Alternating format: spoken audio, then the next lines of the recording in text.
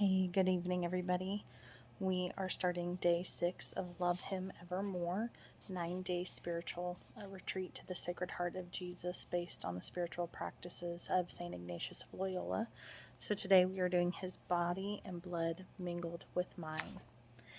And as today we open up the reading, we are drawn into this imagery of Sister Margaret Mary and her visions that she had of Jesus and his Sacred Heart, and really just painting this beautiful picture of what she was experiencing and what Jesus revealed to her about his Sacred Heart.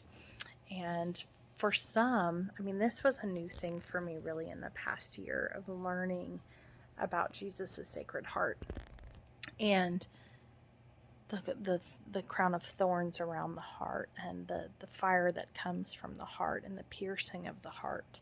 And it's just such a beautiful, beautiful image that Christ shares with us, and really bearing his heart with all of us. So we see this visual interpretation, and that's how the opening of this day comes. And we, like I said, we learn about Sister Margaret Mary and her encounters with Christ, but then even more so with, her spiritual director, with Father Claude, and how he really takes this message and starts to spread it.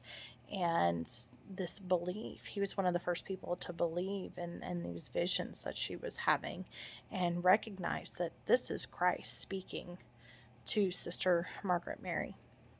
And so, in such a time in France when things are in somewhat turmoil, and there's doubting, and the Jansenites, and really trying to understand and keep the sanctity of Christianity and the church, Catholicism whole. And so, what a beautiful way for Christ to reveal himself to us. And what I love about tonight, I feel like we've been building on this every single day. We have that connection, and we talk about like going back to day one, and this love that has always been there from Christ from the moment we are conceived. This immense love, this tremendous love that he has for us. But today I feel like what's shifting in seeing all of this is you have more of a visual perspective of the love of Christ's Sacred Heart with us, but then also the imagery of the Eucharist and how that really breaks down a whole new realm of love of Christ for us. And so Father Joe really goes into these 4 words, and about taking of the bread, and how Jesus takes the bread for us, and he took it, and his mission from the incarnation, the transfiguration, he was going to be doing all of these things. He was taking it, and he was becoming the body, which is the Eucharist. And then we look at it being blessed, and Jesus blesses this bread as he blesses all of us, and he continues to wrap us in his arms and hold us, and he is there, and he offers this blessed bread for all of us. His body is blessed. And then he breaks the bread. So again, we go into not only Jesus breaking the bread, but what that looks like in the Passion, and really in a way of breaking Christ for us. And we look and we talk about him being pierced in the side, and really just what type of pain he went through for us. And in so many ways he was broken. His body and blood was broken for us. And so then we go and we look at gave, and we look at everything that Jesus gives us, and he continues to give us. And there's so many days that we put that aside, and we don't recognize these great gifts of what he has done for us, and how he gives of himself for us. Not just in being able to be God's son and walk the path that he did, but to die on the cross the way that he did, to be crucified, he continues to give of himself. And our biggest job is, again, that keeps coming back, this message, is to listen, to be willing to receive him in all ways. And he is there for us. We just have to acknowledge it.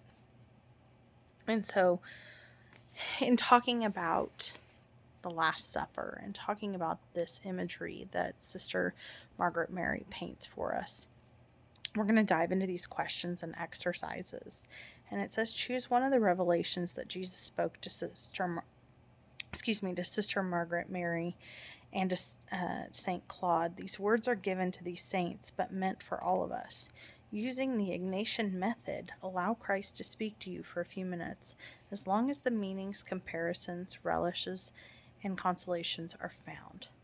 And so I think just for me, it's really honing in on what Margaret Mary had to say and what Christ was trying to tell her, and being willing to receive that message and where that message can take us.